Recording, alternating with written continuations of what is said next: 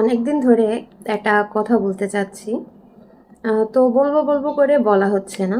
তো আজকে ভাবলাম সবার সাথে কথাটা শেয়ার করি। কথাটা হচ্ছে, কিছু কিছু মানুষ যখন জিজ্ঞেস করে কেমন আছো, তখন বলতে হয় যে ভালো আছি। খারাপ থাকলেও বলতে হয় ভালো আছি। যদি বলা হয় ভালো নেই বা অসুস্থ, তখন কিছু কিছু মানুষ আবার বলে তোমাদের এত সমস্যা কিসের, হ্যাঁ এই সেই। আর যদি বলি অসুস্থ, তাহলে বলবে কই আমরা তো এত অসুস্থ হই না, তোমরা এত কেন অসুস্থ হও। এই ব্যাপারটা না আমার কাছে একটু কেমন কেমন লাগে। এখন আমার কথার সাথে আপনাদের মতামত মিল হবে কি না আমি জানি না, তবে আমি এটা আমার ইসের থেকে আমি বলতেছি, অসুস্থ মানুষ হতেই পারে, শরীর আছে যেহেতু অসুস্থ মানুষ হবেই। তবে আমি মনে করি কি, আমরা অসুস্থ থাকলেও না ভালো আছি। আমি ওই সমস্ত মানুষদের বলতে চাই যে আমরা অসুস্থ, যার কারণে আমরা সবসময় সৃষ্টিকর্তাকে না সবসময় স্মরণ করি।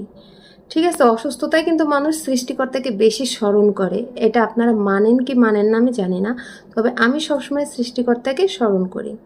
কিন্তু ওই যে যারা বলে না তোমরা এত অসুস্থ হও কেন, আমরা তো হই না, আমি তাদের উদ্দেশ্যে করেই বলতেছি, তোমরা অসুস্থ হও না এই জন্য তোমাদের মনে প্যাঁচ বেশি, কুটনামি বেশি, মানুষকে নিয়ে সমালোচনা করো বেশি, মানুষের নামে বদনাম করো বেশি, এবং সংসার ভাঙার পিছনে তোমাদের হাত বেশি।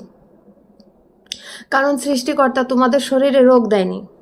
ঠিক আছে, তোমরা যে যে সৃষ্টিকর্তাকে যতটুকু সময় দাও, যতটুকু সময়টা দাও, তার থেকে বেশি সময় দেওয়া হচ্ছে কার সংসারে কি হলো, কার সংসারে কি হচ্ছে, কার স্বামী কি দিচ্ছে।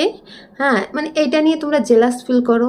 যদি সেই তোমার থেকে যদি সে সুখে থাকে, ঠিক আছে, সেটা নিয়েও তোমাদের জেলাস ফিল হয়, সেটা নিয়েও তোমাদের জেলাস ফিল হয়। কারণ তার স্বামীর থেকে তোমার স্বামীর ইনকাম কম, হ্যাঁ, তার থেকে তুমি সুখে আছো কম, এই জন্য তোমার জেলাস ফিলটা বেশি।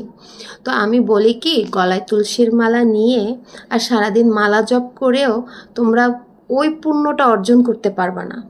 ঠিক আছে, আমরা ঠাকুরকে কম ডাকি, মানে আমরা সৃষ্টিকর্তাকে সবসময় ডাকি, অসুস্থতার মাঝেও ডাকি, সুস্থতার মাঝেও ডাকি। ঠিক আছে, আমরা ওই কুট কাচারি করার আমাদের ওই সময়টা নাই।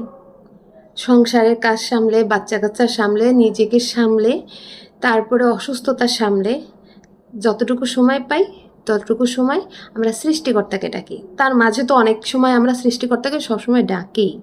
ঠিক আছে, আমি এটা জাস্ট বললাম।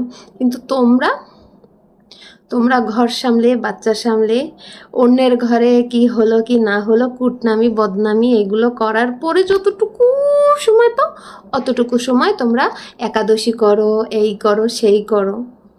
আচ্ছা আমি বলি কি, দেখো একাদশী করাও ভালো, দ্বাদশী করাও ভালো, তারপর তোমরা উপোস থাকো এটাও ভালো, তোমরা মালা জপ করো তাও ভালো, কৃষ্ণর যে তুলসী মালাটা নাও তাও ভালো।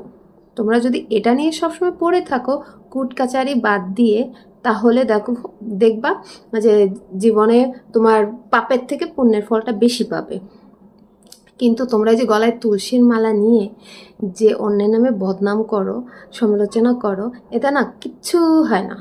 যে ভাবো না আমরা যে পাপটা করতেছি, পাপটা খণ্ডাবে, আসলে না, পুণ্য হবে না, মোটেও হবে না। তোমরা ভালো করে দেখো, যদি পাপ করে যদি গঙ্গায় ডুব দিয়ে পাপ খণ্ডানো যেত, তাহলে মহাভারতের যুদ্ধ হতো না। এটা সত্য কিনা বলো? মহাভারতের যুদ্ধ হতো না, কারণ দুর্যোধন, শকুনি, এরকম প্রত্যেকটা, ধৃতরাষ্ট্র, ভীষ্ম, এদের সবার পাপের মাত্রা বেড়ে গেছিল। ভীষ্ম কিন্তু সে ছিল একেবারে ধর্মপরায়ণ একজন ব্যক্তি, যারা আমাদের হিন্দু ধর্মে আছে তারা ভালো করে জানে। ভীষ্ম, তারপরে ছিল আরও অনেকেই ছিল। তারপর শকুনি, শকুনি যতই খারাপ হোক ধর্ম কিন্তু ঠিকই পালন করতো। দুর্যোধন, এরা কিন্তু ঠিকই আচার নিয়ম সব কিছু পালন করতো। কিন্তু তারপরেও মহাভারতের যুদ্ধটা কেন হয়েছিল? কারণ পাপ বেড়ে গেছিল। ওই যে তোমরা ভাবো না যে আমরা এইগুলো করলে পরে তো কিচ্ছু হবে না, আমরা তো ঠিকই একাদশী পালন করছি, উপোস থাকছি, সব কিছু করছি, কিচ্ছু হচ্ছে না। বরং দেখো, যারা এই সবসময় অসুখ বিসুখে মানে সবসময় আক্রান্ত থাকে, তোমাদের থেকে তাদের আরও পুণ্যের মাত্রা বেশি। আর একটা কথা কি জানো, এটা সবাই বলে সৃষ্টিকর্তা তাকেই বেশি কষ্ট দেয়, তাকেই বেশি ভোগায় যাকে সৃষ্টিকর্তা নিজে পছন্দ করে। আমি যে সবসময় রোগে আক্রান্ত থাকি, ঠিক আছে, তার জন্য যে বলছি এমনটা নয়, এমনটা মোটেও নয়। আমি ভালো করেই জানি আমি কতটুকু পাপ করি কতটুকু করি না। ওই যে আমি মানুষের নামে না বদনাম করতে পারি না। আমি ওই যে যা বলি মুখের উপর ঠাস ঠাস করে বলে ফেলি, এই জন্য আমি কিন্তু ভালো না। কিন্তু একদিক দিয়ে আমি মনে করি কি জানো, আমি এমনটা আছি না ভালো আছি। আমি মুখের উপরে রাগ হলে সব বলে দিই, এটাই ভালো। কারণ আমি পিছনে বসে সমালোচনাও করি না, কার ঘরে কি হলো এটাও আমি দেখতে যাই না। যেখানে 5টা মহিলা থাকে আমি সেখানেও থাকি না। কারণ ওই 5 মহিলা যদি এক হয়, এক জায়গা বসে, ওখানে কি হতে পারে এটা সারা দুনিয়ার মানুষ জানে। যার কারণে 5টা মহিলা যখন একসাথে থাকে আমি সেখানেও থাকি না। কারণ আমার এই সমস্ত আমার ভালোই লাগে না। এই যে ওর নামে বদনাম করা, ওটা তো প্রশ্নই আসে না।